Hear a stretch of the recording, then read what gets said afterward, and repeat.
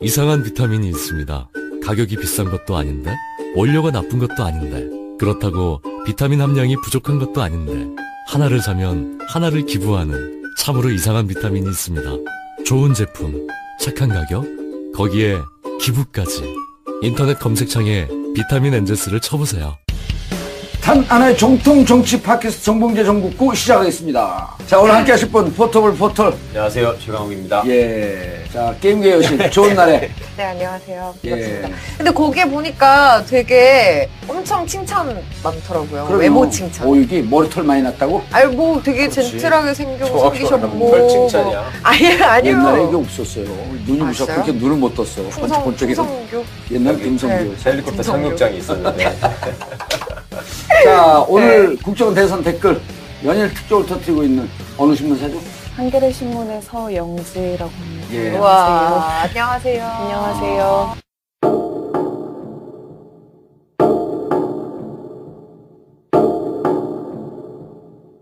자, 서영지 기자님. 네. 국정원 대선 댓글 기획 계속 특종을 터뜨리는데 그 내용과 그다음에 이게 MB한테까지 갈 거냐? 네. 그렇게 예. 생각하고 있죠. 네. 오, 웬일로 오늘 단호하게 얘기해? 요리 빠지고 조리 빠지고 그러더니. 아니, 모든 사람들의 견해가 원세훈이 독자적으로 그걸 할 수 있는 예. 능력이 안 되는 사람이라는 거 알고 네. 있잖아. 그리고 어쨌거나 원세훈은 이미 예. 징역 4년을 선고받은 상태이기 때문에 예. 검찰 수사가 더 나아가려면 제2기 댓글 수사팀이 수사를 더 진행을 하려면 결국 원세훈을 넘어서 이명박까지 갈 수밖에 없다라고 이제 저희는 보고 성과를 있거든요. 내려면. 네. 지금 원세훈 국정원장이 구속된 건 네. 2012년 네. 대선 댓글에 한해서 국정원 직원들이 댓글에 개입했다. 네. 이게 문제인 거죠. 그렇죠. 그러니까 오래전 일인데 예. 사실은 이게 영어로 해. Once upon a time. 원세훈을 원스 그 봐주려고 원세훈이. 사실은 원세훈을 봐주려고 시간을 끌었었던 거거든. 근데 이게 세상이 뒤집히는 바람에 그러게요. 원세훈 입장에서는 정말 어떻게 보면 억울한 상황이 됐어요. 네. 잘 알고 있지만 우리 이 시청자, 전국 시청자 여러분들 완전 선수지만 그래도 정리를 해줘야 돼. 그렇죠. 재판이 된 거. 그 전부터 얘기를 하자면 원세훈 국정원장이 지시 내지는 개입에 의해서 국정원 직원들이 댓글을 달았다. 예. 라는 걸 가지고 수사를 했던 사람이 과거의 윤석열 검사 그리고 그걸 지시했던 사람이 최동욱 검찰총장 네. 이었죠. 예. 근데 그 수사를 진짜로 하니까 최동욱 검찰총장을 사생활 문제를 들어서 낙마를 시켰고 예. 그렇죠? 그럼에도 불구하고 원세훈을 불구속 기소를 하면서 공직선거법 위반의 점을 빼주지 않았습니다. 검찰이. 예. 사실은 국정원법 위반하고 공직선거법 위반하고 두 가지가 쟁점인데 공직선거법 위반의 점을 들어서 기소를 하게 되면 정권의 정통성에 문제가 되기 때문에 청와대는 그걸 빼기 위해서 그렇게 악을 썼던 거고 검찰총장까지 날렸던 것이고 네. 그런데 결국 기소가 됐는데 1심 재판장이었던 이범균 부장판사 예. 이범균 판사가 그거를 국정원법 위반의 점만 유죄로 하고 선거법 위반은 또 무죄 판결을 했죠. 그래서 그때 그게 도대체 말이 되느냐. 이거는 고등부장 승진을 염두에 둔 자신의 출세를 염두에 둔 정치적 판결에 불과하다라고 일가를 한 김동진 부장판사가 있었어요. 부천에 거기는 또 정직의 징계를 내렸습니다. 정직 2개월. 네. 거기는 그렇게 징계를 매기고. 그래서 이제 김영한 비망록에 이름이 적히죠. 네. 그 김기춘의 지시에 의해서 그 판사들을 이거 손을 봐줘야 된다. 김동진 판사도 그렇죠. 이름 적혔죠. 그래서 그 결과 또 징계를 받았죠. 네, 그러면서 우리가 거기서 김기춘과 양승태의 고등학교, 대학교 8년 선후배 동문 관계 이걸 또 의심할 수밖에 없다는 얘기를 했었고. 자, 그랬는데 이제 2심에 가가지고 김상환 부장판사가 서울고등법원에서 너무너무 정교하고 정밀하고 논리적인 판결로 완벽하게 유죄를 인정하는 판결을 썼죠. 예. 그러면서 법정 구속을 합니다. 원세훈을. 법정 구속하는데 그때 판결문을 대법에서 파기환송시킬 수 없을 정도로 그렇죠. 국정원법, 네. 선거법 위반해서 조목조목 내 논리를 절대 깰 수 없다. 네. 완벽하게, 막 장황하게. 표도 그리고 막 도표도 그리고 난리가 엄청나게 났죠. 했죠. 그렇게 해서 대법원에 보냈더니 대법원 사람들이 비겁하게도 그거를 13대 빵, 전원합의체 예. 판결에 13대 빵이라는 거는 사실은 세계적으로 창피한 일이거든요. 이게. 예. 전원합의체는 13대 빵이 원래 있을 수가 없는 겁니다. 예. 근데 면피를 위해서 13대 빵이라고 하면서 유무죄 판단을 하지 않고 음흠. 유죄의 증거로 삼았던 대부분의 트윗글, 예. 국정원 직원들의 글, 이것이 증거 능력이 없다라는 판단만 해서 사실상 원세훈한테 유리한 내용으로 파기환송을 했죠. 그렇죠. 그리고 네. 그 중에서 특히 이메일, 네, 425 진원, 그렇죠. 그 다음에 진원 파일이라는 진원 거. 파일과 시큐리티 파일, 네. 이 두 개는 증거로서 본인이 안 썼다고 하는데, 본인이 이거 안 했다고 하는데 이게 증거로서, 의미가 없다. 효력이 없는 거 아니냐 하면서 강의 개념의 무죄 취지로 파기환송을 한 거죠. 그러니까 보통 사람들이 그렇게 얘기를 하면 괘씸죄가 가중될 원래 일이었는데 법정 태도가 국정원 직원이라는 자들이 나와가지고 이메일 이게 당신이 쓴 거 아니냐. 그러니까 기억이 안 나는데. 난 안 썼는데요. 안 썼는데도 그거지 아니고 아예 기억이 안 난다고 그랬어. 어. 모르겠는데. 아, 기억이 안 난다 그랬어요? 네, 아예 그냥 센 거짓말을 그냥 쌩 까버렸다니까요. 그랬는데 그거를 가중사유로 받아들인 게 아니라 대법원은 그렇게 얘기했기 때문에 이건 증거 능력이 없다. 이런 친절을 베풀었어요. 아하. 그거를 13대 빵으로 해서 돌려보냈는데 돌려보낸 게 이미 2015년 초였죠. 그죠? 2014년 말인가 2015년 총괄에 아, 2015년 5월. 5월이에요. 예. 그래요? 어쨌거나. 서울, 예, 이제 서울 고등법원으로 어쨌거나 파기환송이 됐습니다. 어쨌거나. 네. 그래서 이제 어쨌거나 또 재판을 했는데 이 부장판사 이 사람 또 기억하셔야 됩니다. 김시철 부장판사. 예. 네. 우병우의 연수원 동기, 대학 동기. 21기. 19기. 19기? 네. 어. 김시철 부장판사라는 사람이 이걸 받아가지고 선문답을 하면서 네. 거의 뭐 병법을 얘기하고 무슨 뭐 그래갖고 이제 진짜. 검사들이 지금은 이제 그 반부패 비서관으로 가 있는 박형철 부장검사가 당시에는 현직 검사로 있던 시절에 법정에서 항의하고 퇴장을 해버리고 네. 예. 뭐 이런 일이 해프닝 여러 번 있었죠. 그때도 이제 파기환송한 주제는 네. 선거법인데 네. 국정원법조차도 무죄인 것 같이 자꾸 신문을 하니까 네, 자꾸 유도하는 예, 식의 말을 유도하는 하고 식의 말을 이상한 하니까. 걸 자꾸 더 보강하라고 그러고 하니까 예. 그랬었는데 그러면서 재판을 빨리 끝내겠다 하면서 끝나지가 않고 거의 2년 가까이를 끌었어요. 네. 예. 그러고서 결국 자기가 고등법원 부장판사로 근무하는 2년 동안 결국 판결을 하지 않고 다음 부장판사가 이걸 이어봤습니다. 그래서 부장판사가 오자마자 첫 재판에서 한 일성이 어떻게 이걸 아직도 안 끝내고 있냐. 아, 그랬어요? 예. 그분은 또 정상이네? 예. 그리고 그 전에 이제 우리 한겨레 서영지 기자가 저의 제보를 받고 이 재판이 계속 판결한다고 그래서 지금 관심에서 멀어져가지고 안 하고 있다. 지금 이상하게 시간을 끌고 있다. 예. 그리고 제가 내부 제보를 받아보니까 그 내부의 판사들 간의 견해가 엇갈리는데 네. 무죄를 주장하는 판사들이 많이 있으니까 재판부에 예. 이 사람이 그게 싫었던 모양이에요. 그래가지고 계속 밀어줘지는 수법을 쓴 거야. 그게 전형적인 수법이거든 법원에서. 예. 그래서 그런 류의 제보를 제가 서영지 기자한테 했고 특종을 했음에도 불구하고 아무도 받아주지 않는 파장이 일지 않는 그 잔잔한 특종으로 끝났고요. 예. 그랬는데 재판부가 바뀌고 나서 이제 이번에는 적폐청산의 과정에서 국정원 적폐청산 특위가 자꾸 새로운 증거들을 이제 내부망에서 예. 발견을 하게 됩니다. 그리고 또 청와대에서도 캐비닛 파일이라는 게 나왔고 그러니까 검찰이 맨 처음에 캐비닛 파일 나왔을 때부터 그거를 증거로 추가로 제출하고 예. 그 다음에 이제 변론을 조금 더 해야 되는 거 아니냐 검토해보겠다 이렇게 하다가 예. 이제 국정원 내부 파일까지 나왔으니 이거는 원세훈 말씀 자료라는 게 확실해진 거거든요. 네. 예. 그래서 이제 그거를 증거로 삼기 위해서 다시 변론 제기를 요청했는데 재판부가 받아들이질 않았습니다. 예. 그래서 걱정을 하는 사람들이 또 아하. 있었죠. 아 이거 또 이렇게 해서 대법원 그 페이스에 또 그대로 끌려가는 거 아니냐라는 예. 생각을 했는데 그때 제가 이제 봉도사님께 예측하기를 그거는 그렇게 해서 무죄는 절대로 못합니다. 유죄를 할 수 있기 때문에 굳이 이거를 가지고 더 해서 예. 무리하게 기소 후에 그것도 파기환송된 2심에서 증거를 추가하는 거는 좀 부자연스러우니까 안 한다라는 법리적인 판단 이렇게 해서 이제 됐고 아니나 다를까 곧 이어 선고기일을 잡아가지고 곧바로 실형 선고를 하고 법정 구속을 한 거죠. 예. 아침에 법정에 올라갈 때만 해도 기자분들이 원세훈 씨한테 재판에 임하는 소감 뭐 어떻게 될까 이런 거 무슨 씨 웃었어요.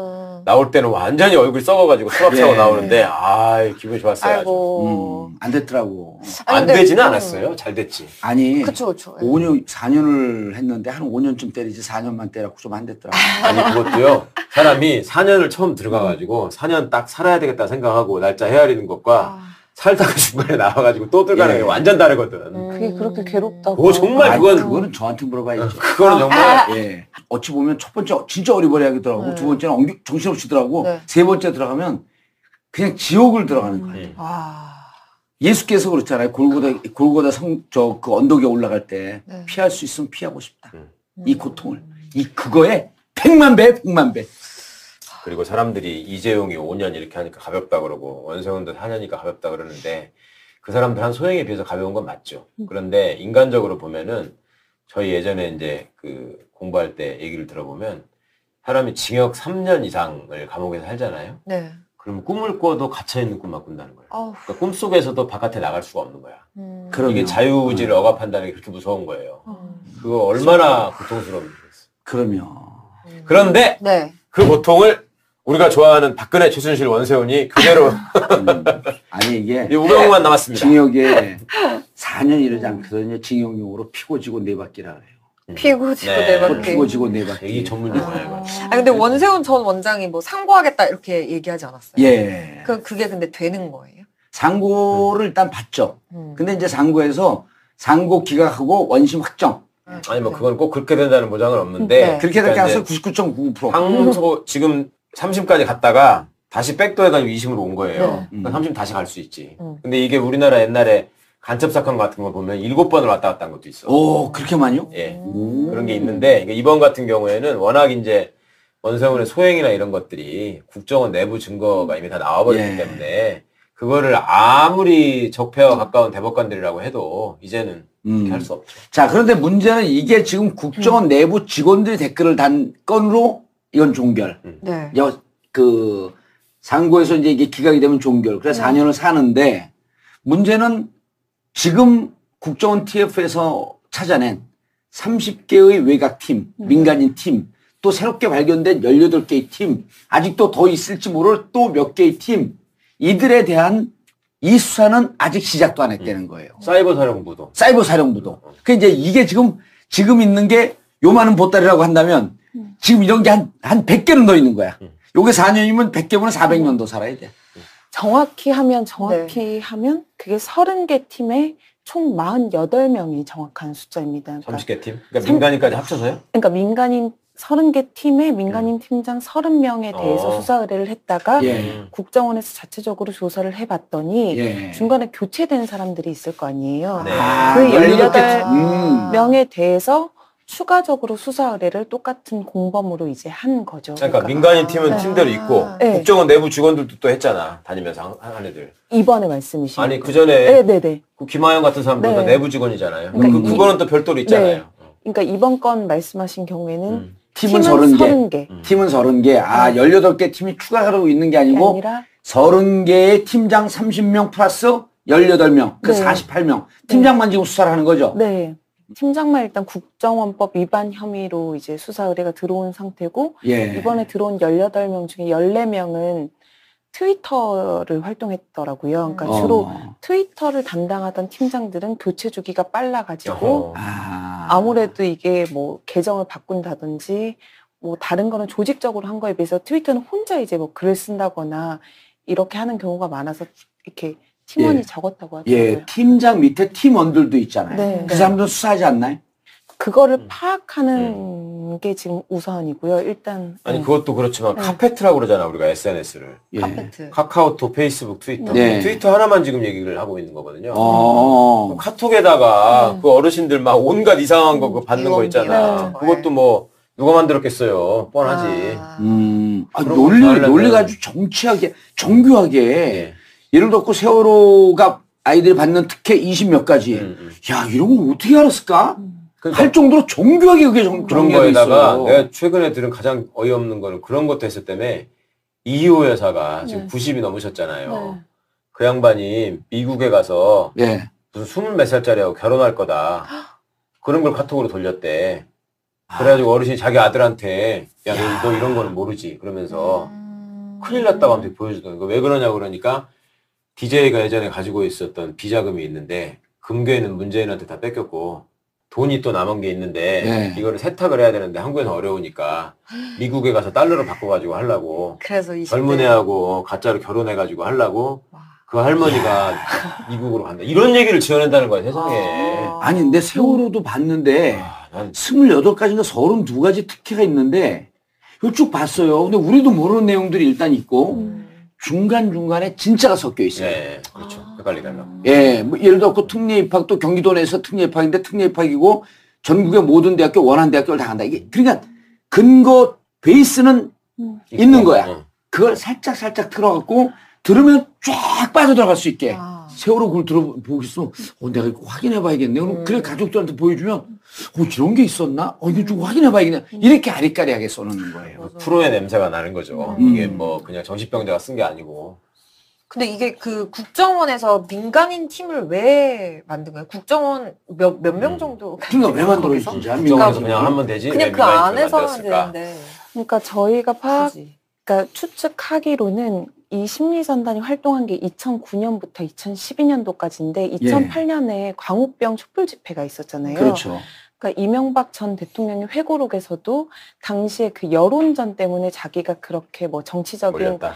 논란 한가운데 있었고 집회가 이루어졌다라는 발언을 스스로 하기도 했었고 이런 인식 때문에 민간인들을 동원해서 2009년부터 조직적으로 이걸 해야겠다고 생각을 한 게 아닌가 추측을 하고 지가 여론전을 네. 밀릴 수 없다. 네. 그러니 그걸 만들어라. 그래서 국정원에서 그거를 체계적으로 어쨌거나 조직적으로 여론전을 했고 예. 그 윗선에 이제 그 청와대에서 그런 의도가 있지 않았을까 저는 예. 추측을 그러면 합니다. 네. 그때 한겨레에서 특종했던 알파팀이 있었잖아요. 민간인 네. 팀. 그 팀이 이 팀이에요?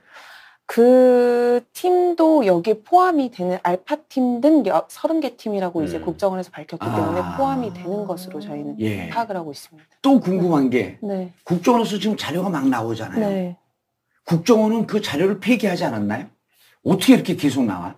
이게 국정원 내부에 메인 서버가 있잖아요. 예. 그래서 국정원 직원들이 자기들이 활동한 것에 대해서 당연히 전자 결제 시스템을 이용해서 그걸 다 보고를 쫙 올리게 돼 있기 때문에 그 서버에서 뭐 키워드를 검색한다든지 예. 그 뭐 기간을 제한한다든지 이런 식으로 해서 지금 자료를 찾아내는 것으로 알고 있습니다. 그런 점에서는 네. 좋은 거예요. 옛날에는 막 네. 서로 다 태워버렸다는 거잖아요. 네. 근데 지금은 전산 서버에다 있으니까. 네. 그리고 지금 피해갈 수가 없네, 지금은. 그렇죠. 그리고 또 중요한 특종이 있는데 이것도 언론에서 많이 안 받아주는데 SBS가 지금 사이버 사령부 내부에서 네. 그 인사 팀장을 하면서 네. 그 댓글 달고 이러면 이런 짓 하면 안 된다. 예. 그다음에 또 수사가 시작되니까 막 지우는 일을 시켰는데 이런 거 하면 안 된다. 그런 거 얘기했던 사람이 지금 SBS하고 계속 단독 인터뷰를 하면서 지금 연일 새로운 얘기를 예, 계속 그 제보하고 있죠. 그렇죠. 계속 그 사람도 얘기하고 사이버 있는데. 사령부 그 팀에 있었던 거죠. 과장이었어요. 자기가 그 팀장이었어. 공무원 부의사관.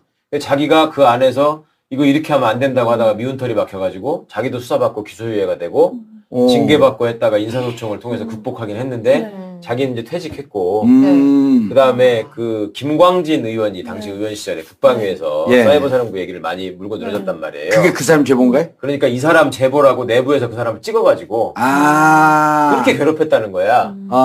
이분이 또 호남 분이래요. 그러니까 뭐 이것들은 뭐 어쩌다가 해서 그런 거 나가면 무조건 전라도 사람이 한 거라고 갖다 붙이니까 그래가지고 이제 자기가 고초를 겪으니까 이건 도저히 이런 일이 있을 수 없다라고 지금 마음먹고 얘기를 하고 있는 건데 계속 나오더라고. 그럼요. 예. 단 하나의 정통 배변 활동 원활에 도움을 줄 수 있는 건강기능식품 매일 큐. 이 소리는 아침마다 변기를 붙잡고 사투를 벌이던 32세 김모 씨가 매일 큐를 먹고 해방감에 웃음 짓는 소리입니다. 힘주지 말고 먹어라 매일 큐. 오직 와이드몰에서만 최저가로 만날 수 있습니다. 스탠바이 하겠습니다. 단 하나의 정통 정치 팟캐스트 정봉조 정국구 오늘도 상쾌하게 시작하겠습니다. 단 하나의 인생 치약 파인프라 치약. 매일 장시간 녹음, 녹화, 생방송 그리고 술자리 운동할 시간이 부족해요. 그래서 요즘 하루 하나씩 챙겨 먹는 게 있습니다. 하루 약 400kcal의 기초대사량을 증가시켜줍니다. 하루 하나 칼로몬 전티젠 다이어트. 와이드몰에서 최저가로 구입하실 수 있습니다. 제가 그저께 며칠 전에 와이드몰에 회원가입을 했어요. 그러니까 정식 회원을 가입하고 새벽 2시에 폭풍 구입을 했어. 네. 물건 좋은 거. 그래서 이번에 이제 저도 구입했는데 캘로몬 이게 잔티젠 다이어트 이거 먹으면요 뱃살이 빠져요. 진짜요. 그래서 내가 여기 우리 먹어보고 편집장이 네. 먹었다고 그래갖고 봤더니 뱃살이 좀 빠진 것 같아요. 진짜요? 저도 운동을 못해갖고 이거를 먹기 시작했어요, 이제. 풍성교 제주 지부가 드디어 오픈합니다. 다음 카페 풍성교 들어오셔서 풍성교 제주에 사시는 분들 이제 풍성의 기쁨을 믿습니까? 제가 전에 왜 판사였던 우리 후배가 예. 전화 와서 형 정말 고맙습니다 한번 했다고 그랬잖아요. 예, 저한테. 느닷없이. 네. 그거를 들은 다른 판사애가 나한테 전화해가지고 걔죠? 그랬더니 그 새끼 진짜 머리 났던데 난 사와야 되겠네. 오, 진짜 났대요? 그럼 나죠. 그러니까. 예. 그리고 드디어 이번 주 토요일 밤 12시 TVN 자기 광고 보내. 유식한 아재들의 독한 인물열전 유아독전 첫 회 방송합니다. 누가 나와요? 첫 그 방송에는? 첫 회는 뭐 나와요? 루스벨트하고 그 다음에 오바마. 루스벨트하고 오바마 나오는데 저는 직변상 루스벨트라고 해야 된다. 난 루스벨트 해야 된다. 그 마지막에 화를 내. 루스벨트로 해라. 그래서 내가 형님 루스벨트는요 벨트가 늘어졌을 때 루스벨트라고 하는 거예요. 그랬더니 영어는 잘 모르겠고 이제 국정원에서 이쪽에서 넘길 때 검찰도 지금 오픈하지 않고 국정도 오픈하지 않잖아요. 큰 그림만 오픈했잖아. 어느 정도 내용이 있는 거로 봐요? 일단 국정원에서 검찰에 넘긴 자료 자체가 팀 이름, 팀장, 나이, 활동을 되게 간략하게 적은 자료만 검찰에 제출한 걸로 알고 있어요. 예. 그러니까 실질적으로 그 사람들 조사만 하라고? 국정원에서 어쨌건 자기들끼리 그 정도 자료를 주기로 뭐 협의를 한 걸로 추정이 되는데 검찰에서 궁금한 자료는 정확히 이 사람들이 몇 명의 팀원을 데리고 도대체 얼마만큼의 예산을 집행했는지가 궁금한 것인데 그 예산 집행 자료는 보안이라는 이유를 들어서 사실상 제출을 계속 검토하고 있고 검찰에서는 공식적으로 지금 자료 요청을 한 상태인데 자료가 아직 가지 않은 상태라 가지고 일단 국정원장의 의지가 중요하네요. 그 양반이 결단을 해서 넘겨줘야 되는데 예. 지금 서훈 원장의 개혁 의지에 대해서 아주 칭송하는 분들이 있고 이분이 확실하게 의지가 있다라고 생각하는 분들이 있고 아니다 기대만큼은 아닌 것 같다라고 생각하는 우려에 섞인 견해들이 또 나오고 있어요. 그러니까 이거는 주권자들께서 압박을 하셔야 되겠습니다. 그래서 저희가 개혁위에도 물어봤어요. 자료 제출을 결정하는 권한은 누구에게 있느냐. 그래서 개혁위에는 그 자료를 검찰에 주는 문제는 수사와 관련해서 국정원에서 결정을 해라. 그건 따로 보고하지 않아도 된다라고 합의가 된 상태라서. 개혁위에서는 국정원 판단해서 줘라? 네. 그래서 결국 국정원장의 의지에 따라서 사실 줄 수 있느냐 없느냐. 근데 워낙 중요한 사안이니까 이것을 그렇다고 검찰에 넘어갔고 뭐 옛날 검찰도 아니고 언론 플레이 하는 것도 아니고 완전히 이거 뭐 공개하고 국민들한테 다 알리고 그리고 실질적으로 국정원의 업무 추진비가 이렇게 허무맹랑하게 쓰였다라고 하는 건 이제 국민들이 알아야 되는 시점이 된 거 아니에요? 그러니까 나는 지금 그렇게 자꾸 검찰에다가 주냐 마냐 하지 말고 차라리 경찰에 줬으면 좋겠어. 이제는 검찰이 수사하지 말라는 거잖아요. 시대적인 요청이. 하도 자꾸 이상한 짓거리 하고 말아먹고 하니까. 그러니까 지금 뭐 윤석열이 한다고 하니까 뭐 잠깐 사람들이 또 기대를 하는 건데 이거 자칫하면 또 검찰 조직이 이용합니다. 우리가 이렇게 해가지고 성과를 내지 않습니까? 우리 살려주세요. 우리 계속 이렇게 할 거다. 난 그것도 불만이에요, 사실은. 경찰은 왜 못해? 제가 봤을 때는 어쨌거나 지금 검찰이 의지를 가지고 수사를 하고 있는 것도 많고 워낙 1기 댓글 수사팀에서 수사 의지가 있었던 분들이 수사팀을 꾸린 것도 맞기 때문에 시민들이 주목해서 보셔야 될 거는 그거를 검찰개혁의 브레이크로 써먹는지 안 써먹는지를 잘 보시라는 말씀입니다. 저는. 물론 수사를 잘하면 경찰이 열심히 하든 검찰이 열심히 하든 좋은 일이죠. 국민을 위해서는. 나쁜 놈들 수사 열심히 하는 건 좋은 일인데 이런 걸 명분으로 삼아가지고 봐라 경찰은 못하는데 우리는 한다. 근데 무슨 수사권을 우리가 넘기냐. 이렇게 이어지면 안 된다는 거지. 아주 중요한 거예요. 근데 사람들이 또 모르는 게 경찰 전체 경찰 인원 중에 수사에 참여하고 있는 경찰은 20%밖에 안 돼요. 그러니까 진짜 에이스들 경찰 중에 아주 민한 경찰들 에이스 이런 사람들만 수사를 하고 우리나라 그 경찰의 사이버 수사대 이런 거 있잖아요. 세계 최강이에요. 그 전 세계 막 60개국 이런 데 나라들이 사이버 수사대 수사 능력을 배우러 와요, 우리나라에. 경찰의 20% 또 검찰도 2,000명이거든요. 2,000명 경찰이 다 검찰이 수사를 하지 않아요. 그 중에서도 일부만 하거든요. 그럼 경찰에서 수사 잘하는 사람 일부, 검찰에서 수사 잘하는 사람 일부, 요 사람들만 묶었고 수사청을 독립하자는 거예요. 그러면 지금 요 부분에 대해서 현재로는 최종 책임자가 이재 변호사 무슨 얘기를 하냐면 이런 얘기를 하더라고요. 그 원세훈 이제 추가로 지금 구속된 상태에서 요 부분에 대해서 민간인 팀에 대해서 이제 수사가 시작이 될 거 아니에요. 수사가 시작이 되는데 이게 30개 팀을 자기가 묶었기 때문에 민간인을 묶었기 때문에 이게 범단 조직까지도 그렇게도 받아들여질 수 있기 때문에 죄가 가중됩니다. 그래서 불가피하게 원세훈이 이거 조사하다 보면 징역 사는 것도 고통스럽고 범죄단체를 조직하는 이런 문제에 대해서 자기가 수괴가 되지 않기 위해서 윗선을 불어야 된다. 이 논리를 피우는데 그것도 의미가 있는 거예요? 법률적으로는 굉장히 중요한 지점을 얘기를 하신 거죠. 그러니까 범죄단체 조직죄라는 그 별도의 구성 요건이 형법에 있습니다. 형이 굉장히 세요, 그게. 내가 그 감옥 살고 나갔고 그 범단 조직의 수괴가 될 뻔했잖아요. 학생운동할 때. 그건 내가 봤지. 그래서 어딜 봤고 내가 수괴가 될 자격을 보이냐. 사실 약간 수괴였었거든 그때. 그래갖고 30일 동안 조사받고 결국 무혐의로 나왔어요.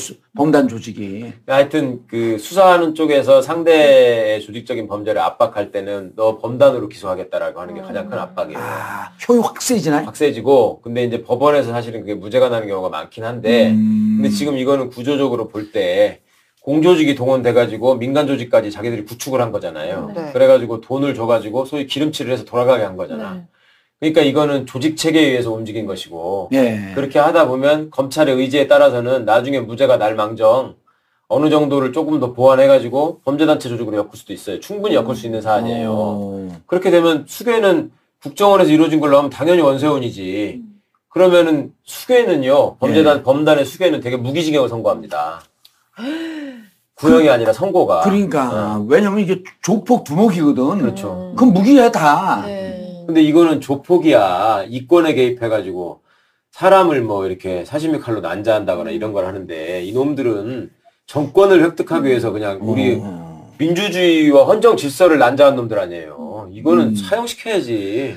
사형제도에 반대하는 입장에서 제가 무기징역만 말씀을 드렸는데 그러니까 본인의 입장에서도 그런 법에 대해서 안다면 윗선을 불겠죠. 그리고 교도소에서 또 왔다 갔다 하면은 거기 또 징역 선수들이 알려주잖아. 그러면. 너 엄마 이제 너 범단 너 죽는다. 조폭들이 그 옆에 옆방에서 원세훈 아저씨 범단 무기징역 불어 위에 그 혓바닥 신고 불어. 그럴 걸 문신 보여주면서 자네나 나나 똑같아. 같은 범단이야. 아니 그러지 않지. 똑같아 그러잖아. 도 찡겼지요. 환장하지 이거 진짜로. 아이고. 그러면. 그리고 또 하나, 두 번째 논리가, 이번에 그 민간인 팀한테 돈이 월 2억 5천에서 들어갔다는 거 아니에요? 네. 그러면은 이게 국고횡령이라는 거예요. 네. 국고손실죄. 국고손실죄 횡령이 횡령죄 가중 요건으로 국고손실죄라는 게 있습니다. 더 세야 되는 거 아니야, 이게. 이게 50억이 넘어가게 되면 무기징역이 되는 거, 이것도. 네. 최고형이. 회계 업무와 관련된 결재권이나 결정권이 있는 공무원이 국고를 손실하게 되면 그것도 잘 적용하지 않는 건데 제가 옛날에 포스타 구속할 때 그거 적용해가지고 그게 판례가 돼서 국고 손실죄가 그 이후로 이게 이거 또 우리 자랑했네 그런 범죄가 됐어요. 그거 알고 있죠? 네, 검찰에서 지금 주요하게 보고 있는 것도 그 국고 말씀하신 횡령죄, 국고손실죄와 이거 범단 조직은. 네. 범단 조직은 안 보고 있죠. 범단은 조금 약간 법리적으로는 무리한 거고. 아니 그러니까 이게 빗나가도 무기징역 해야 되거든. 범단도 무기징역, 그 다음에 국고손실도 무기징역, 둘 중에 어느 게 걸려도 금은이 삼성품 걸리거든. 그러니까 실질적으로 지금까지 드러난 것만 하더라도 국정원과 이명박의 청와대가 연결됐다고 볼 만한 지점들이 있어요. 그렇죠. 가령 첫 번째로는 그 2009년 11월 달에 이명박이 대통령과의 대화를 했는데 국정원에서 그때 이 대통령과의 대화를 홍보하는 심리전을 펼쳐라라고 지시를 하는데 그때 등장하는 단체가 자유주의 진보연합이라는 단체가 이 전 대통령을 막무가내로 이제 지지하는 성명을 발표하게 됩니다.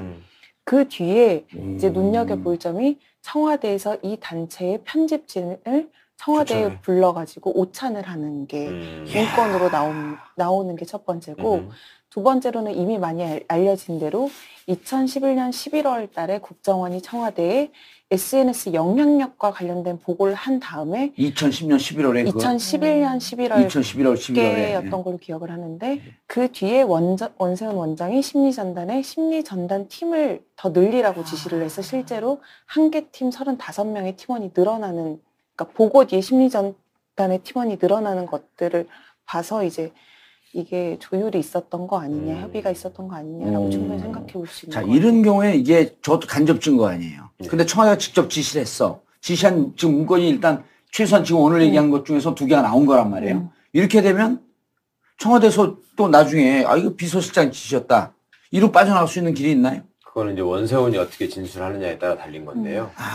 원세훈 입장에서 그런 고민은 좀 해야 될 거예요. 아마 이 사람이 지금까지 이런 나쁜 짓을 하고 이명박한테 충성을 다 바쳤던 이유는 서울법대를 나오고 TK 출신이고 행시 출신이었음에도 불구하고 계속 이 사람이 사이드에 머물렀거든. 능력이 없어가지고. 예. 사람들하고 제대로 융화를 못하고. 그렇죠. 그런 사람을 이명박에 발탁해서 키운 거 아닙니까? 예. 그 저쪽 구석에 짜져있던 국장이 어느 날 갑자기 느닷없이 서울시에서 1급이 되고 행정부시장이 되고 행자부 장관이 되고 국정원장까지 됐거든요. 그게 완전히 그때 이게 돌아버린 거지. 그렇죠. 쭉 맞은 거지. 그러니까 우리가 예전에 조현호 같은 사람이 경찰청장을 관두면서 MB가 어떤 평가를 받든 자기는 MB를 배신할 수 없고 욕할 수 없다라고 얘기를 했거든. 경찰청장 시켜줬다고. 경찰청장 그거 기껏해야 2년 하는 거고 차관급밖에 안 되는데 원세훈은 차관급, 장관급, 국정원장은 부총리급입니다. 그럼요. 예. 그것까지 시켜줬으니 이제 그 맹목적인 충성을 한 건데 지금 입장에서 내가 원세훈이라면 내가 여기를 다시 들어가게 되는데 이 사람이 다만 변호사 비용 얼마라도 보태주겠지. 내지는 우리 식구들 뭐라도 좀 챙겨주겠지. 예. 라는 기대를 할 것 같아요. 예. 왜냐하면 그 사람들은 속성상 전에 제가 민간인 사찰 사건 때도 그 들어가 있던 공무원이나 그놈들이 면회온 사람들한테 그 얘기 했거든. 나한테 나중에 한나라당 비례대표 몇 번을 달라. 우리 식구들을 뭐 어디 취직시켜달라. 이런 요구들을. 왜냐면 그게 제일 불안하니까 감옥 살 때는. 그렇죠. 예. 그리고 그런 요구를 아주 당당하고 뻔뻔하게 해. 내가 니들의 구린 점을 뒤집어 쓰고 여기 있으니 돈으로 너네가 메꿔줘야 될 거 아니야. 이런 요구를 하거든. 네. 조폭하고 똑같지. 네. 조폭의 행동대장 실제로 칼 찌른 사람 집어넣어놓고 다 돌봐주겠다고 하는 거 아니에요. 네. 근데 그걸 잘 안 돌봐주면 얘가 불어버리잖아, 이제. 시켜서 한 그렇지. 거다. 예. 그런 상황이 될 수 있다는 거죠. 이명박 입장에서야 이제 원세훈은 자기가 더 쥐고 있으면 쥐고 있을수록 지가 죽는 카드 아니에요. 그러니까 버려야 되는 거지. 버리려고 하고 원세훈은 그렇죠. 무슨 원세훈은 얘기냐. 어디 붙으려고 할 예. 거고. 어. 이게 지난번에 이재용 5년 받았을 때 사람들이 묻더라고요. 내가 이제 살아있는 징역 전도사 아니야. 뭐가 제일 고통스럽냐고 물어요. 근데 징역 살 때 뭐가 제일 고통스러울 것 같아요? 서양희 변호사. 서양이가 아니 누구지? 서양희 변호사 왜 갑자기 박지만입니다. 내가 얘기했잖아. 헷갈릴 건 능이 송이보다 더 완전 서양지. 예. 그러니까 진짜 제가 머릿속에 이게 너무 많은 지식을 진심으로 넣었고 지금 너무 많은 지식을 넣고 그게 막 안에서 충돌해. 진심으로 감정을 표출해요. 때려도 돼. 이거 동영상이니까. 아 진짜요? 그런데 뭐가 제일 고통스러울 것 같아? 감옥 살 때. 화장실. 네. 화장실이요? 역시 아마추어 프로는 재밌다. 이것도 무슨 네. 저는 똑같은 사이클을 계속 반복하는 거. 이게 힘들 것 같아요, 되게. 최 변호사 진짜로 모르잖아요. 감옥 살 때 제일 고통스러운 게. 네, 좀 모르죠. 감옥 살 때 제일 고통스러운 건 나갔을 때의 막막함이에요. 아. 나갔을 때 아무것도 할 게 없는 거예요. 근데 이재용은 돈이 있잖아요. 처음에는 원세훈이 나가면은 누군가가 자기를 돌봐주고 그렇죠. 그 이후에 희망이 있을 거고 돈도 대줄 거라고 하는 기대가 있는데 제가 원세훈 부인을 보면서 이게 무너지고 있구나 하는 걸 느낀 게 딱 4년 받았을 때 원세훈 부인이 종이를 잡고 부르르 떨었다는 거 아니에요. 이 속에 여기 이제 그 말풍선 딱 켜놓으면 누구 때문에 이렇게 고생을 해야 하는데 이 말이 생략이 된 거예요. 연락을 할 거 아니에요. 변호사 어떻게 할 겁니까? 우리 생활비 어떻게 할 겁니까? 라고 하는 것은 부인이 연락을 할 텐데 비선으로 자꾸만 이렇게 연락해갖고 사람들 알면 큰일 납니다. 연락하지 마세요. 이놈이 가갖고 남편한테 연락하는 거예요. 얘기하는 거야. 끝난 것 같다. 그럼요. 내 연락 안 받는다. 원세훈을 앞으로 맡게 될 변호인의 입장에서도 상고심 또 변호인 선임해야 될 거 아니야. 네. 이게 이제 일종의 호구가 된 거야. 원세훈을 자기가 원세훈의 변호인으로서 감수해야 될 불명예가 있기 때문에 사람들이 이제 야 제가 원세훈 변호인이래 이렇게 얘기할 거 아니에요. 원세훈 변호사인데 유죄 전문 변호사래. 다른 거 어때? 이런 거기 의뢰를 안 하거든요. 안 하기도 할 거냐. 그걸 맡으려고 하는 변호사도 이제 돈을 많이 주지 않으면 안 맡겠다라고 할 거거든. 몇 억 내놔라. 예. 마련해야 돼 이제. 한 10억 정도 그 기본으로 때려야 되는데 그러면 10억 어디 있어요? 자기 있는 거 팔아갖고 그거 되겠어요? 보통 급하니까 하려고 그러는데 그러면서 뒷줄로는 MB가 돈이 많으니까 도와주겠지. 근데 도와주겠어요 MB가? 지갑도 이쪽에 넣었다, 이쪽에 넣었다가 결국 돈 안 내려고 몇 바퀴를 돌아다니고 그러는데. 그럼 이제 멀어지면 원세훈이 요게 지금은 안 끊기는데 대법원 할 때 그다음에 진짜 이제 이거 재판 받을 때 국고 손실죄 검찰들이 국정원장님 이거 무기입니다. 이거 빨리 털고 이거 다른 분이 했다 그러고 좀 이제 싸게 하고 4년에다 플러스 1, 2년만 더 하고 빨리 살고 나가셔야죠. 이러고 설득하면요. 이 무너지는 거예요. 거기다가 뭐 MB의 반응은 우리가 영화에도 나오잖아요. 그래서 이제 물어보는 거야. 국정원 댓글 사건 지시했다는 어떻게 생각하냐면 나 무슨 말인지 모르겠는데. 그 원세훈한테 가서 물어봐요. 원세훈한테 물어봤어. 그 원세훈한테 물어봐요. 왜 나한테 물어봐? 그 솔직히 그냥 뻔하죠. 그쵸? 그러고 남을 사람이잖아. 그럼 근데 그 사람이 그러고 남을 사람이라는 거 원세훈이 제일 잘 알거든. 지금은 결국은 검찰들은 뭐라 해요? 빠져나오기 위해서 윗선을 불 수밖에 없을 거 아니에요. 검찰의 기대. 일단 이명박으로 가려면 진짜 말씀하신 대로 그 통로에 있는 사람이 원세훈밖에 예. 없거든요. 아무리 뭐 청와대 관계자들이 진술을 한다고 그래도 한계가 있기 때문에 예. 저희가 뭐 추측하건대도 원세훈 전 국정원장이 본인이 처한 상황을 여러 가지 고려를 해서 왜냐하면 추가 기소 가능성도 충분히 있기 추가 때문에 기소죠. 이건 가능성이 네. 무조건 추가 기소죠. 무조건 추가 그렇죠. 기소죠 사실은. 그렇기 때문에 좀 상황 판단을 하지 않을까의 기대를 걸고 있는 것 같습니다. 아유, 그것뿐이니까 원세훈 지금 너 어디 저 개 풀어놓고 개 잡아오라고 시켰다고 그러고 직원들한테 온갖 얘기들이 지금 나오고 있잖아요. 예. 뭔가 루머가 나누라 많아서. 갑질. 예. 사실 원세훈이 엄밀히 따져보면 나쁜 사람은 아니에요. 원세훈을 나쁘게 길들인 누군가가 있는 거야. 그렇기도 하지만 예. 지도 그렇지 뭐 똑같지. 그러니까 우리 원세훈은 그래도 덜 나쁘다 그래야 돼. 위에 더 나쁜 누군가가 있잖아요.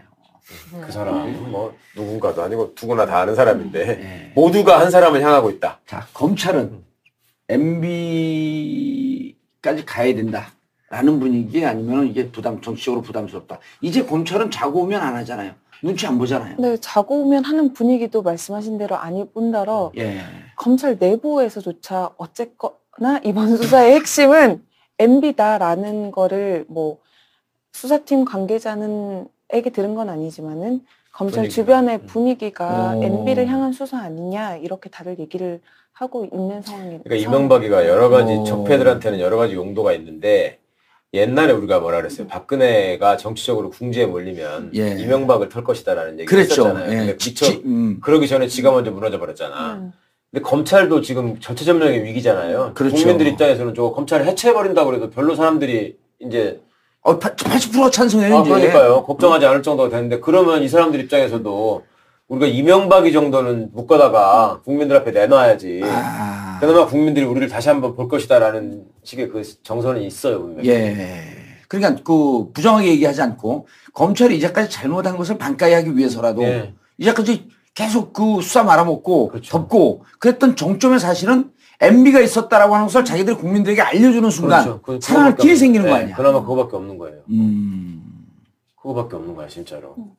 그렇기 때문에 저도 지금 상황에서 중요한 게 아까도 계속 말씀드렸듯이 국정원의 협조가 너무 중요하고 원세훈 전 원장의 뭐 추가 혐의를 입증할 증거들을 국정원에서 탄탄하게 줘서 빠져나갈 수 없는 상태를 만든 다음에 검찰에서 그 증거들을 바탕으로 윗선으로 가는 수사가 됐으면 하는 바람이 있습니다. 그런데 MB는 불안을 떨고 있을까? 그 주진우가 자꾸 140억 가지고 자꾸 던지고 있지. 예. 국정원에서는 자꾸 뭐가 나오지. 아니, 원세훈은 믿을 수 145억 없지. 심각하잖아요. 우리가 지난주에 했잖아요. 네. 140억은. 근데 제일 정확한 건 실질적으로 지름길로 갈 수 있는 건 이 댓글 개입 이거예요. 그럼요. 이거 뭐 딱 떨어지는 거지 뭐. 예. 국정원에서는 아직 결정은 안 났죠. 자료를 다 줄지 안 줄지. 저희가 오늘까지 확인한 바로는 아직 검토 중이다라고 확인을 한 상태입니다. 뭘 검토한다는 거예요? 자료를 어디까지 줄 줄지 건지, 말지. 뭐 불법인지 아닌지를 검토한다는 거야. 줄지 말지부터 준다면 어디까지 줄지 뭐 여러 왜 가지. 그러죠, 그거는? 그러니까 구린 게 많은 조직이다 보니까 제일 첫 번째 걱정은 그게 넘어가면 국정원의 예산 규모가 어느 정도 나올 수 있는 거예요. 네. 그 특수활동비라고 해가지고 지네 마음대로 막 썼잖아요. 근데 그게 이제 지금 정치권에서 검찰 특수활동비를 다 깎아버리겠다고 했잖아, 지금. 그러면 요게 까지는 순간 국정원도 다 깎아버리겠다고 나올 게 뻔하기 때문에 그런 걸 제일 걱정할 것이고. 근데 서훈 원장 놓았을 때 그런 조직 이기주의로 가서는 안 된다. 물론이죠. 이제는 국정원 개혁해야 된다. 예. 그런 뜻으로 서훈 원장을 임명한 거 아니에요? 그런데 서훈 원장이 국정원 출신이기 때문에 국정원 내부를 잘 안다는 장점도 있지만 그 내부에 인간적으로 또 이렇게 엮여 있지 않습니까? 이 칼의 그러니까. 끝을 돌려서 내가 있었던 이 조직을 치면서 네. 근데 국정원도 이번에 썩은 쪽은 좀 도려내야 되잖아요. 그래야죠. 근데 진짜 말씀하신 대로 내부적으로 그 직원들과의 관계도 생각하고 외부적인 적폐청산도 해야 되고 그 사이에 놓여 있으면서 특수활동비가 공개되는 걸 가장 두려워하는 게 자료를 못 주는 핵심 그게 핵심이네. 인 것 같습니다. 조율 되잖아요, 근데. 당연히 줘야죠. 조율이죠. 그래갖고 안 주면 이번에 이건 안 되는 거죠. 이런 거 아니에요. 원세훈 원장이 자료를 이렇게 쭉 가져왔어. 자, 조사하는데 자료를 쭉 가져왔는데 자료를 들여다보니 정말 중요한 건 국정원에서 아직 안 줬어. 그럼 무슨 생각이 드냐면 마지막 선 윗선을 내가 불지 않아도 된다는 시그널이겠구나 이게. 근데 그렇죠. 네. 그러잖아요. 그래서 나는 그래도 국정원이 자기 살려고 내 거 끝까지 안 가져왔네. 근데 막상 딱 가져왔는데 이건 미주알 고주알 완전히 따졌어. 자료 보고 이거 보세요. 원 원장님 이거 하셨잖아요. 30개 팀. 자, 그 다음에 돌아간 팀. 돈 얼마 들어갔죠? 그리고 돈 들어가면서 당신 이거 특수활동비 여기 댓글 부대 쓴다 그러면서 50% 하고 50% 없어졌네. 어디 갔어 이거? 집에 사람이 쓴 거 아니에요? 자, 이거는 국고 횡령. 이건 국고 손실. 어느 거로 갈래요? 그럼 하나도 빠짐없이 내가 모르는 것까지도 샅샅이 나와 있어. 이럴 때 겁을 먹는 거 아니에요? 그럼요. 그때 완전히 무너지죠, 심리적으로. 도저히 이제는 안 되겠구나. 기댈 데가 없구나. 이제 살기 위해서 내 윗선. 새바닥 신공을 불어야 되겠구나. 일반 시민들은 잘 모르시는데 지금 국정원의 원장 말고 네. 원래 국정원의 가장 핵심으로 생각하는 자리가 이제 기획실장. 기조실장이잖아요. 예. 거기가 이제 지난 참여정부 때 사정비서관을 했던 신현수 변호사가 들어가 있고요. 검사 출신입니다. 아하. 그 다음에 국정원 감찰실장이 지난번에 바뀌었는데 거기도 역시 사정비서관실의 파견 검사였던 조남관 검사가 지금 가 있거든요. 예. 그러니까 그 과거 청와대 팀들이 내부적으로 어떻게든 검찰과의 어떤 의견 조율이나 과정에서 역할을 할 것이고. 다 검찰 출신들이에요? 예. 하나는 현직 검사인데 파견 간 거고 조남관은 예. 신현수 변호사의 경우에는 청와대에서 근무하고서 검찰로 다시 돌아가지 않겠다라고 예. 선언하고 안 간 최초의 검사죠. 그리고 김현장 변호사를 하다가 예. 캠프에서 좀 활동을 하고 지난번에 뭐 민정수석이네 검찰총장이네 법무부 장관 물망에도 올랐다가 계속 명단이 올랐던 그 캠프 출신으로 하는 게 좀 적절하지 않다라고 본인이 고사하면서 예. 국정원 기조실장으로 갔는데 두 분이 어떻게든 역할을 할 것이고 그냥 만만치 않은 사람들입니다. 서훈 그러니까. 원장이 다른 생각이 있어서 예를 들어서 이걸 안 하려고 한다면 저 두 사람이 가만히 있지 않을 거예요. 그걸 기대를 합니다. 예. 예. 지금 국정원에서 고민하고 있다라고 하는 것도 안 주겠다라고 하는 건 아니죠. 현재. 아니죠. 줄 수 있는 가능성이 더 많고. 있는 거죠. 네. 일부 가리고 뭐 지난번처럼 이렇게 먹물 이렇게 지우고 이름 지우고 이러고 주진 않을 거 아니에요.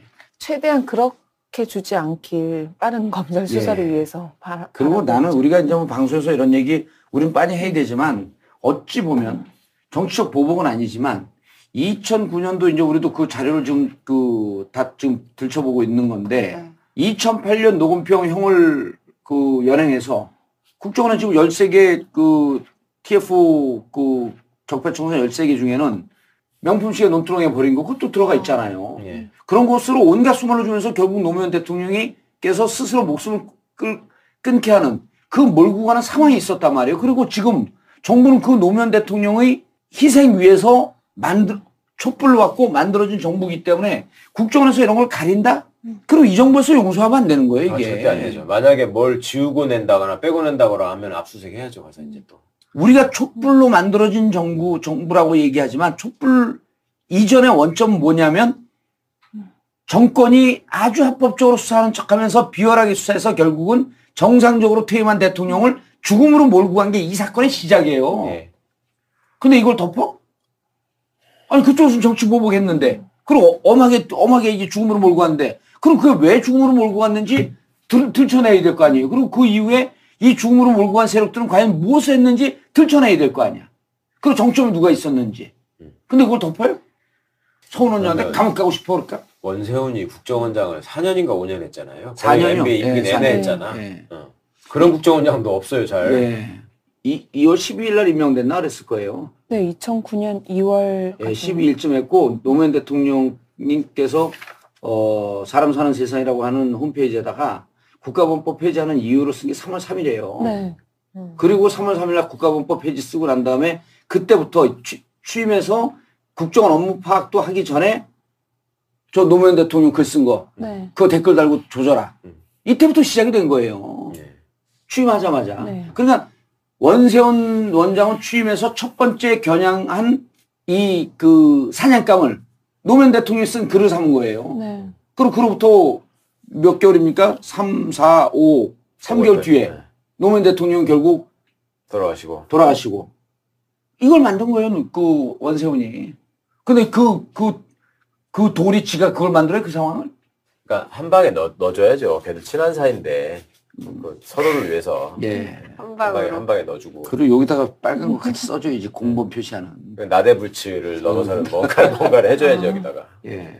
제가 서영길 기자한테 물어보고 싶은 게 지금 중앙지검 분위기가 어때요? 윤석열 지검장을 중심으로 해서 우리가 제대로 된 검찰의 모습을 보여보자. 네. 이런 의욕에 충만한 것 같아요? 검사들이? 확실히 분위기가 다른 게 너무 의지가 있으신 분들로 진용을 꾸리기도 했고 지금 뭐 중앙지검에 불이 안 꺼져서 기자들이 불안해하고 있다는 얘기도 있을 만큼 일단 처음 뭐 결과는 나중에 봐야겠지만 어쨌거나 처음 시작에 의지는 충분히 갖고 수사를 하고 있기 네. 때문에 일단 지켜보는 게 좋을 것 같습니다. 알겠습니다. 역사의 순례 아니겠습니까? MB의 심장에 칼이 딱 닿는 순간 다시 한번 나오셔야죠. 네. 한겨레를 좀 싫어하는 우리 진보 진영의 많은 인사들에게 싫어하지 말아달라고 한마디 했어요. 예. 정말 싫어하지 말아달라고 했어요. 왜냐하면 간혹 잘못하고 그럴 때도 있지만 열심히 이 세상을 바로잡으려고 노력하는데 좀 안타깝잖아요. 막 한겨레 욕하고 그러고. 그러니까 되게 조심스럽긴 한데 한겨레 어쨌거나 구성원들은 정말 취재도 열심히 하고 매일 똑같이 신문을 열심히 만들고 있으니까 끝까지 믿고 한겨레를 이렇게 지켜봐 주셨으면. 지금 한겨레 대표도 아닌데 이런 얘기를 하는 게 너무 아니 해야 돼요. 부담스럽긴 그냥 그런 하지만 감정을 이제 서로 좀 털어내기 시작해야 되거든. 지금 구성원으로서 그런 바람이 있습니다. 예. 네. 알겠습니다. MB 보고 있나? 가고 있다 우리는. 정봉재 전국구 활동했더라고요. 그러니까 주로 트위터를 담당하던 팀장들은 교체 주기가 빨라가지고 아무래도 이게 뭐 계정을 바꾼다든지 뭐 다른 거는 조직적으로 한 거에 비해서 트위터는 혼자 이제 뭐 글을 쓴다거나 이렇게 하는 경우가 많아서 이렇게 팀원이 적었다고 하더라고요. 예, 팀장 밑에 팀원들도 있잖아요. 네. 그 사람들은 수사하지 않나요?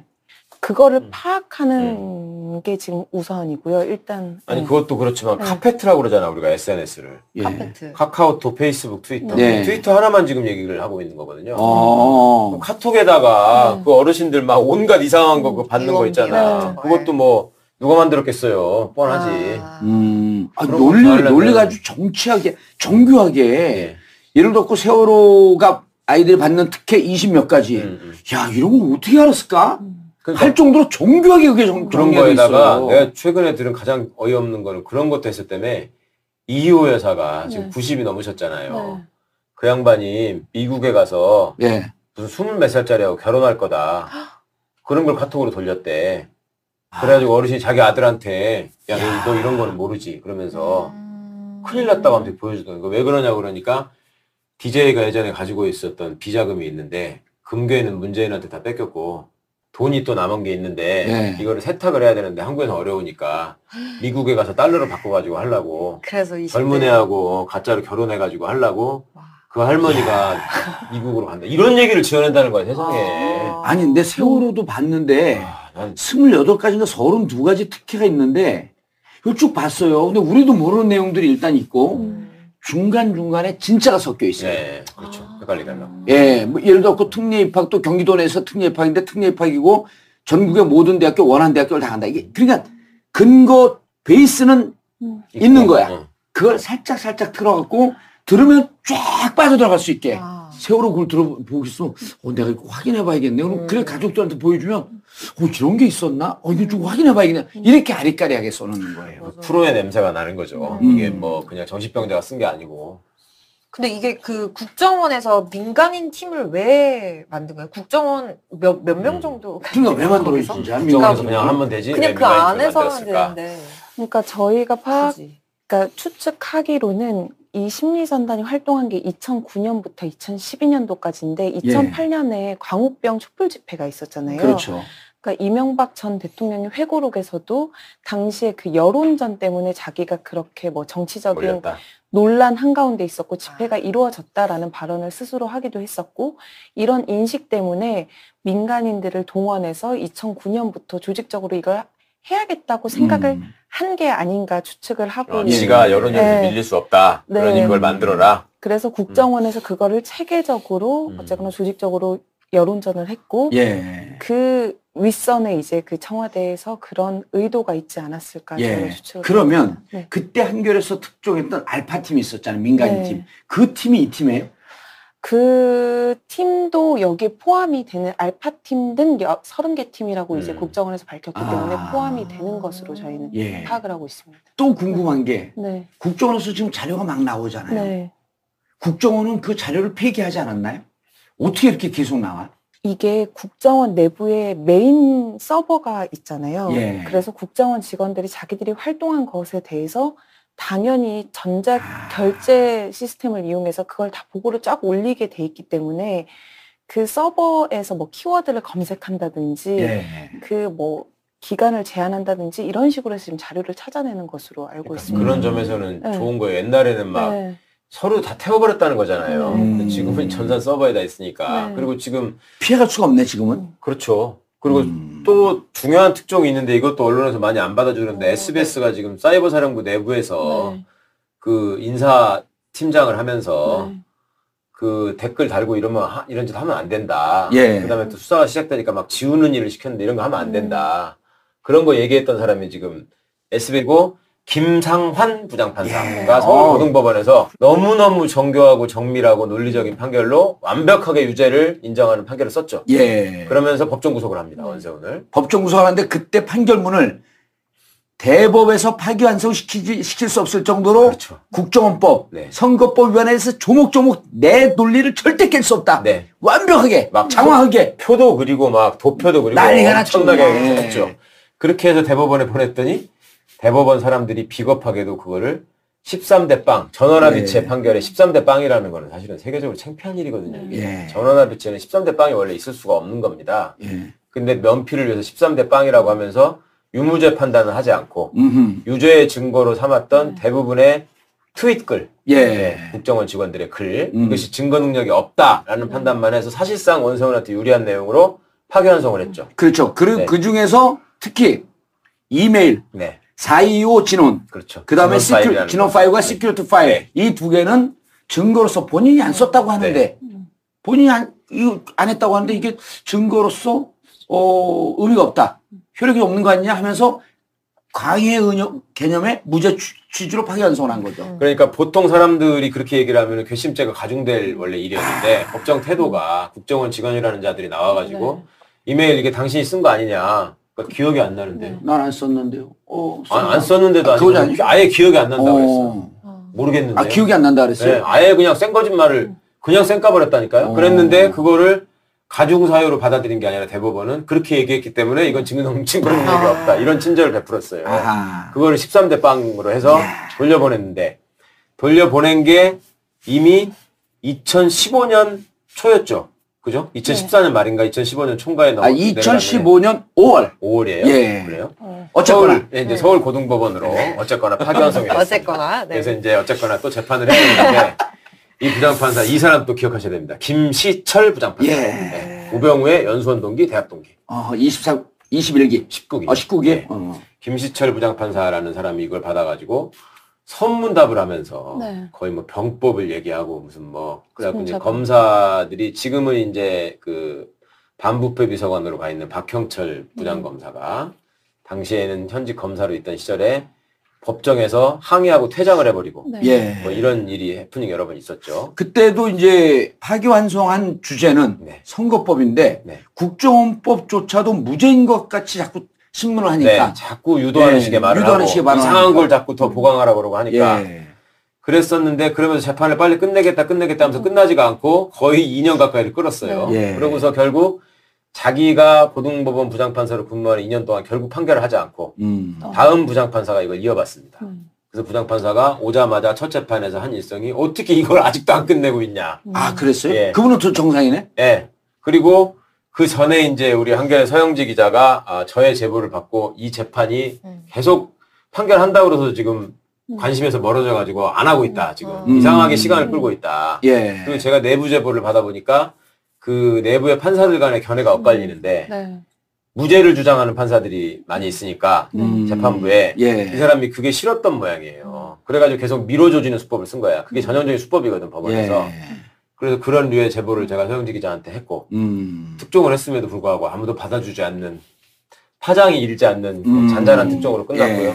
그랬는데 재판부가 바뀌고 나서 이제 이번에는 적폐청산의 과정에서 국정원 적폐청산 특위가 자꾸 새로운 증거들을 이제 내부망에서 예. 발견을 하게 됩니다. 그리고 또 청와대에서도 캐비닛 파일이라는 게 나왔고 그러니까 검찰이 맨 처음에 캐비닛 파일 나왔을 때부터 그거를 증거로 추가로 제출하고 예. 그다음에 이제 변론을 조금 더 해야 되는 거 아니냐 검토해 보겠다 이렇게 하다가 예. 이제 국정원 내부 파일까지 나왔으니 이거는 원세훈 말씀 자료라는 게 확실해진 거거든요. 예. 그래서 이제 그거를 증거로 삼기 위해서 다시 변론 제기를 요청했는데 재판부가 받아들이질 않았습니다. 예. 그래서 걱정을 하는 사람들도 아하. 있었죠. 이거 또 이렇게 했어하고 계속 단독 인터뷰를 하면서 지금 연일 계속 새로운 얘기를 예, 계속 그 제보하고 있죠. 그렇죠. 계속 그 사람도 얘기하고 사이버 있는데. 사령부 그 팀에 있었던 거죠. 과장이었어요. 자기가 그 팀장이었어. 공무원 부의사관.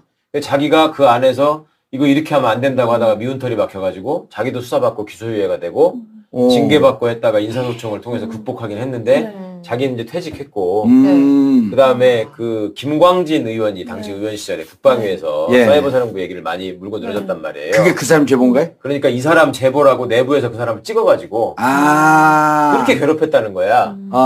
이분이 또 호남분이래요. 그러니까 뭐 이것들은 뭐 어쩌다가 해서 그런 거 나가면 무조건 전라도 사람이 한 거라고 갖다 붙이니까 그래가지고 이제 자기가 고초를 겪으니까 이건 도저히 이런 일이 있을 수 없다라고 지금 마음먹고 얘기를 하고 있는 건데 계속 나오더라고. 그럼요. 예.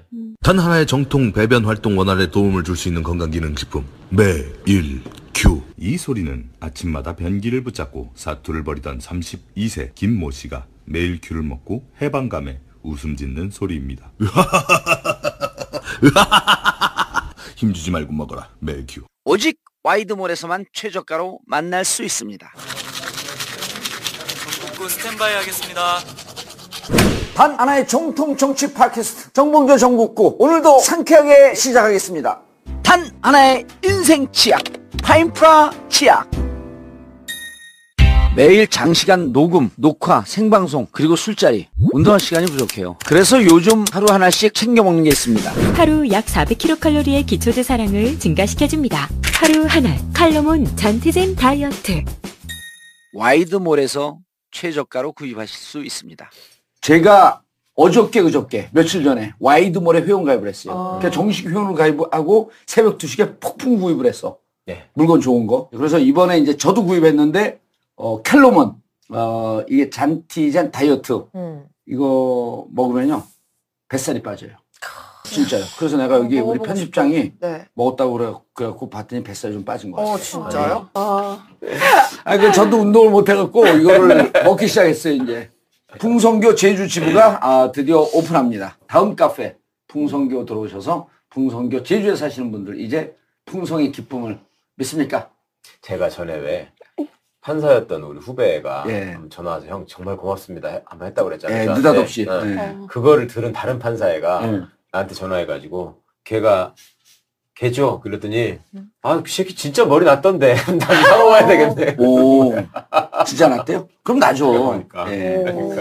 그리고 드디어 이번 주 토요일 밤 12시 TVN 자기 광고 유식한 아재들의 독한 인물열전 유아독전 첫 회 방송합니다. 누가 나와요? 첫 그 방송에는? 첫 회는 뭐 나와요? 루스벨트하고 그 다음에 오바마. 루스벨트하고 오바마 나오는데 저는 직변상 루스벨트라고 해야 된다. 난 루스벨트로 해야 된다. 그래서 마지막에 화를 내. 루스벨트로 해라. 그래서 내가 형님 루스벨트는요. 혈 벨트가 늘어졌을 때 루스벨트라고 하는 거예요. 그랬더니 영어는 잘 모르겠고. 이제 국정원에서 이쪽에서 넘길 때 검찰도 지금 오픈하지 않고 국정도 오픈하지 않잖아요. 큰 그림만 오픈했잖아. 어느 정도 내용이 있는 거로 봐요? 일단 국정원에서 검찰에 넘긴 자료 자체가 팀 이름, 팀장, 나이, 활동을 되게 간략하게 적은 자료만 검찰에 제출한 걸로 알고 있어요. 예. 그러니까 실질적으로 그 사람들 조사만 하라고? 국정원에서 어쨌건 자기들끼리 음. 그 정도 자료를 주기로 뭐 협의를 한 걸로 추정이 되는데 검찰에서 궁금한 자료는 정확히 이 사람들이 몇 명의 팀원을 데리고 도대체 얼마만큼의 예산을 집행했는지가 궁금한 것인데 예. 그 예산 집행 자료는 보안이라는 이유를 들어서 사실상 제출을 계속 검토하고 있고 검찰에서는 공식적으로 지금 자료 요청을 한 상태인데 자료가 아직 가지 않은 상태라 가지고 예. 일단 국정원장의 의지가 중요하네요. 네. 그 양반이 결단을 해서 대법원 그 페이스에 또 그대로 끌려가는 거 아니냐라는 예. 생각을 했는데 그때 제가 이제 봉도사님께 예측하기를 그거는 그렇게 해서 무죄는 절대로 못합니다. 유죄를 할 수 있기 때문에 굳이 이거를 가지고 더 해서 예. 무리하게 기소 후에 그것도 파기환송된 2심에서 증거를 추가하는 거는 좀 부자연스러우니까 안 한다라는 법리적인 판단 이렇게 해서 이제 됐고 아니나 다를까 곧 이어 선고기일을 잡아가지고 곧바로 실형 선고를 하고 법정 구속을 한 거죠. 예. 아침에 법정에 올라갈 때만 해도 기자분들이 원세훈 씨한테 재판에 임하는 소감 뭐 어떻게 될까 이런 거 무슨 씨 웃었어요. 나올 때는 완전히 얼굴이 썩어가지고 수갑차고 예. 나오는데 기분이 좋았어요. 아이고. 안 됐더라고. 안 근데 되지는 않았어요. 잘 됐지. 아니, 그쵸, 그쵸. 5년, 4년을 했는데 한 5년쯤 때리지 4년만 때려고 좀 안 됐더라고. 아니 그것도요. 사람이 4년을 처음 들어가가지고 4년 딱 살아야 되겠다 생각하고 날짜 헤아리는 것과 살다가 중간에 나와가지고 또 들어가는 게 완전 다르거든. 그게 그렇게 괴롭다고. 그거 정말 아니, 그건 그거는 저한테 물어봐야죠. 그거는 정말 예. 어찌 보면 첫 번째 진짜 어리버리하더라고. 두 번째는 정신없이더라고. 네. 세 번째 들어가면 그냥 지옥을 들어가는 거예요. 예수께서 그렇잖아요. 골고다 그 언덕에 올라갈 때 네. 피할 수 있으면 피하고 싶다. 이 고통을. 그거에 100만 배, 100만 배. 그리고 사람들이 이재용이 5년 이렇게 하니까 가볍다 그러고 원세훈도 4년이니까 가볍다 그러는데 그 사람들 한 소행에 비해서 가벼운 건 맞죠. 그런데 인간적으로 보면은 저희 예전에 이제 그 공부할 때 얘기를 들어보면 사람이 징역 3년 이상을 감옥에서 살잖아요. 네. 그러면 꿈을 꿔도 갇혀있는 꿈만 꾼다는 거예요. 아우. 그러니까 꿈속에서도 바깥에 나갈 수가 없는 거야. 그럼요. 이게 자유의지를 억압한다는 게 그렇게 무서운 거예요. 그거 얼마나 고통스러운지. 그러면. 그런데 네. 그 고통을 우리가 좋아하는 박근혜, 최순실, 원세훈이 그대로 아니 이게 우병우만 남았습니다. 징역에 4년 이르지 않거든요. 징역용으로 피고지고 네바퀴라 그래요. 피고 지고 네. 내밖에. 피고지고 네바퀴. 이 전문 용어야 이거. 근데 원세훈 전 원장이 뭐 상고하겠다 이렇게 얘기하지 않았어요? 예. 그게 근데 되는 거예요? 상고를 일단 받죠. 근데 이제 상고에서 상고 기각하고 원심 확정. 아니 뭐 그건 꼭 그렇게 된다는 보장은 없는데 네. 그렇게 될 그러니까 가능성이 이제 99.99%. 항소 지금 3심까지 갔다가 다시 백도해가지고 2심으로 온 거예요. 네. 그러니까 3심 다시 갈 수 있지. 근데 이게 우리나라 옛날에 간첩 사건 같은 거 보면 7번을 왔다 갔다 한 것도 있어. 오, 그렇게 많이요? 예. 그런 게 있는데 이번 같은 경우에는 워낙 이제 원세훈의 소행이나 이런 것들이 국정원 내부 증거가 이미 다 나와버렸기 예. 때문에 그거를 아무리 적폐와 가까운 대법관들이라고 해도 이제는 그렇게 할 수 없죠. 자, 그런데 문제는 이게 지금 국정원 내부 직원들이 댓글을 단 건으로 이건 종결. 네. 그 상고에서 이제 이게 기각이 되면 종결. 그래서 4년을 사는데 문제는 지금 국정원 TF에서 찾아낸 30개의 외곽팀, 민간인 팀, 또 새롭게 발견된 18개의 팀, 아직도 더 있을지 모를 또 몇 개의 팀, 이들에 대한 이 수사는 아직 시작도 안 했다는 거예요. 사이버 사령부도. 사이버 사령부도. 그 이제 이게 지금 있는 게 요만한 보따리라고 한다면 지금 이런 게 한 100개는 더 있는 거야. 요게 4년이면 100개면 400년 더 살아야 돼. 정확히 하면 그게 30개 팀에 총 48명이 정확한 숫자입니다. 그러니까 30개 팀? 그러니까 민간인까지 합쳐서요? 그러니까 민간인 30개 팀에 민간인 팀장 30명에 대해서 수사 의뢰를 했다가 예. 국정원에서 자체적으로 조사를 해봤더니 예. 중간에 교체된 사람들이 있을 거 아니에요. 네. 그 18개. 18명에 대해서 추가적으로 수사 의뢰를 똑같은 공범으로 이제 한 거죠. 그러니까 민간인 팀은 팀대로 있고 네. 국정원 내부 직원들도 또 했잖아. 다니면서 한 애들. 이번에 말씀이신 아니 거죠. 그 전에 네네네. 그 김하영 같은 사람들은 네. 다 내부 직원이잖아요. 그러니까 그거는 또 별도로 있잖아요. 네. 그러니까 이번 건 말씀하신 경우에는 팀은 30개. 30개. 팀은 30개. 18개 팀이 추가하고 있는 게 아니고 아니라 30개의 팀장 30명 플러스 18명. 그 네. 48명. 팀장만 지금 수사를 하는 거죠. 네. 팀장만 일단 국정원법 위반 혐의로 이제 수사 의뢰가 들어온 상태고 예. 이번에 들어온 18명 중에 14명은 트위터를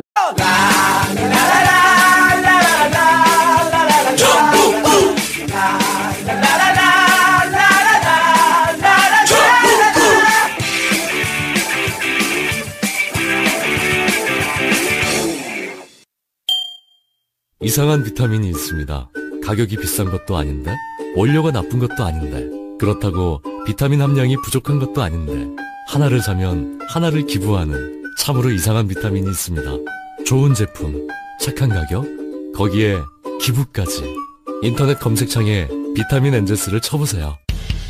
단 하나의 정통 정치 팟캐스트 정봉재 정국구 시작하겠습니다. 자, 오늘 함께 하실 분 포터블 포털. 안녕하세요. 최강욱입니다. 예. 자, 게임계 여신 좋은 날에. 네, 안녕하세요. 예. 반갑습니다. 근데 거기에 보니까 되게 엄청 칭찬 많더라고요. 그럼요. 외모 칭찬. 오, 이게 머리털 많이 났다고? 아니, 뭐 되게 그렇지. 젠틀하게 생기셨고.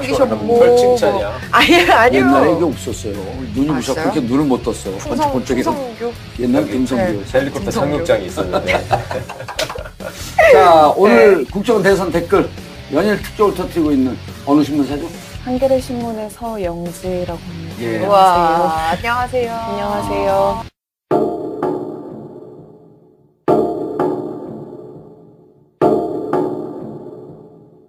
자, 서영지 기자님.